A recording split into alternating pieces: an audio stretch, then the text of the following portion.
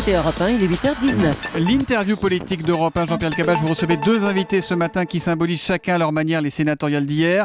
Didier Guillaume, sénateur socialiste de la Drôme, et en duplex de Fréjus, David Racheline, élu sénateur Front National du Var. Messieurs, c'est à vous. À Paris, Didier Guillaume, numéro 1 des 111 sénateurs PS et candidat, je suppose, à la présidence du Sénat.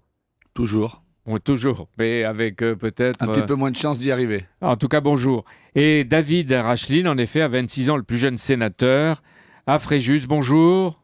Bonjour.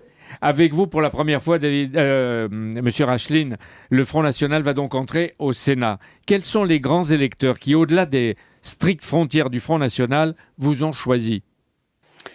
Eh bien, écoutez, je crois d'abord en effet que nous avons montré notre capacité à rassembler parce qu'avec 200 élus Front National dans le Var, nous avons réussi à doubler notre score et aller jusqu'à 400 voix. C'est donc la démonstration de notre capacité de rassemblement. Où êtes-vous allé les chercher ?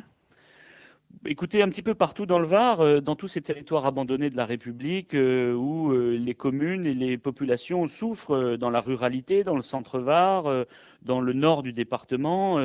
Je crois un petit peu partout où la crise se fait ressentir peut-être encore plus brutalement qu'ailleurs. Et pourquoi vous ont-ils accordé cette légitimité ? Avec quels arguments vous les avez convaincus, M. Racheline ? Eh bien, je crois que dans cette campagne, nous avons été les seuls à aborder les sujets qui sont les leurs au quotidien, la baisse des dotations et toutes ces économies que fait le gouvernement sur le dos des collectivités territoriales pendant que lui embauche des dizaines de milliers de fonctionnaires.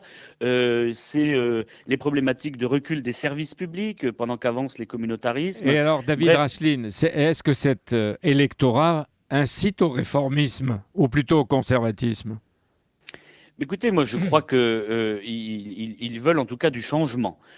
Du changement parce qu'ils voient bien que le Parti Socialiste et même l'UMP, lorsqu'il était au pouvoir, est incapable de répondre à leurs aspirations et nie les véritables problèmes qui sont ceux des Français et des collectivités locales. Et ils voient bien que nous avons, nous, des arguments, des solutions qui doivent leur permettre de changer les choses. Deux Front National au Sénat, c'est inédit, mais deux, c'est peu, c'est surtout du symbole.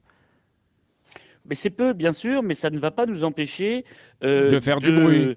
De faire du bruit et d'installer dans cette Chambre un certain nombre de débats. Vous savez, en France, il y a des débats qui sont sur toutes les lèvres des Français.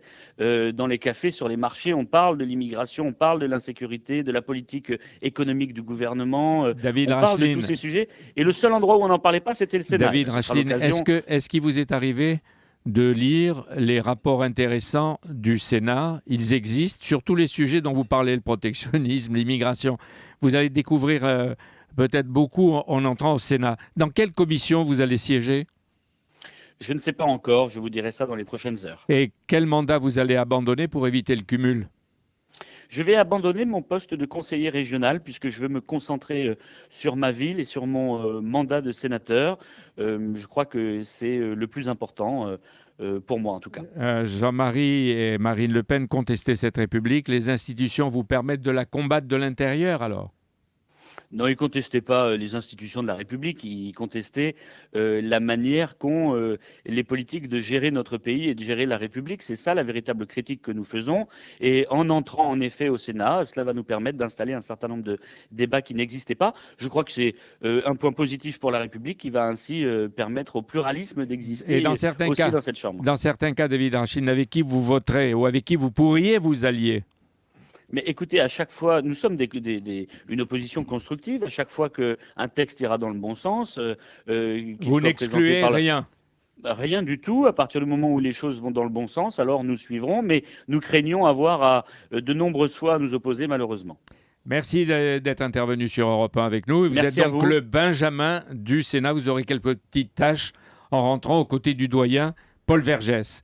Merci, à bientôt. Avec nous, Didier Guillaume. Didier Guillaume, est-ce que vous avez eu ou vu, si on peut vous poser la question, le président de la République et le Premier ministre Manuel Valls? Évidemment, hier soir, nous avons fait un point avec le président, le Premier ministre, le premier secrétaire du Parti Socialiste pour analyser les résultats, pour constater évidemment la victoire de la droite et l'échec de la gauche, pour constater que mécaniquement, suite aux dernières élections municipales, ce n'était pas une surprise d'ailleurs, tous les médias l'avaient annoncé, c'était une chronique d'une défaite annoncée. Mais ça n'a pas été la Bérésina et la vague bleue qui étaient attendues. Mais est-ce que ça veut dire, ils vous l'ont dit au téléphone ou vous les avez vus, que vous ne réformerez plus? Vous ne pourrez plus réformer? Oui, bien sûr que si. Mais plus que jamais, il faudra réformer. Plus que jamais, il faut réformer les collectivités territoriales. Plus que jamais, il faut réformer ce pays. La question sera de savoir si le Sénat, le nouveau Sénat, dirigé par la droite, sera du côté de la réforme ou du côté du conservatisme. Sera-t-il du côté où on va se replier sur lui-même, où il va s'ouvrir? Mais ce que vous avez entendu hier en parlant avec le président de la République, Emmanuel Valls, est-ce qu'il considère que c'est aussi une défaite, comme on l'entend, une défaite du président de la République et de son Premier ministre et des idées qu'ils défendent? Je ne crois pas, c'est de la défaite des élections municipales. Vous savez, les grands électeurs qui votent pour les sénateurs sont des maires, des adjoints, et on a pris une belle ratatouille au mois de mars dernier. Et la prochaine majorité, elle ressemblera à celle-ci? Je ne sais pas. Nous verrons, peut-être. Il faut la composer autrement.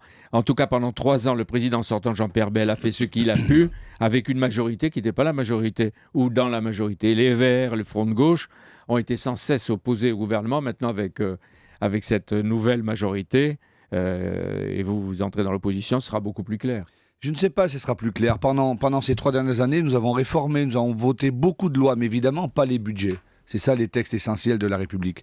Aujourd'hui, cette majorité, elle a un enjeu devant elle. Le Sénat, on n'en a jamais autant parlé en négatif qu'aujourd'hui. Je pense qu'on est à un point où l'avenir du Sénat se pose. Existera-t-il demain encore un Sénat ou pas? Faut-il encore un Sénat ou ne faut-il pas? Ça ne commence pas aujourd'hui, Non, ça commence avec vous. mais ça a vous voulez commencé... dire que maintenant, le Sénat joue en quelque sorte son avenir, sa survie? Ça a commencé depuis des années, mais aujourd'hui, c'est de la survie dont il s'agit. Quel Sénat voulons-nous? Quel bicamérisme à la française? Si le Sénat de la France devait être la base arrière du sarkozysme ou du juppéisme pour 2017, si ça devait être la base arrière de l'UMP, ça ne fonctionnerait pas. Le Sénat, c'est une institution. Ce ne sont pas les partis politiques, ce sont les sénateurs. Donc vous vous demandez qu'est-ce que la droite va faire de sa victoire, ou une forteresse, une base arrière pour reconquérir le pouvoir, ou elle participera à l'élaboration des réformes dans certains cas. Les présidents Sarkozy avec M. Larcher, puis François Hollande avec Jean-Pierre Bel accordaient à l'opposition la commission des finances. Est-ce que ce matin, vous demandez pour le PS cette même commission? Mais évidemment, mais ce n'est pas une demande, c'est logique.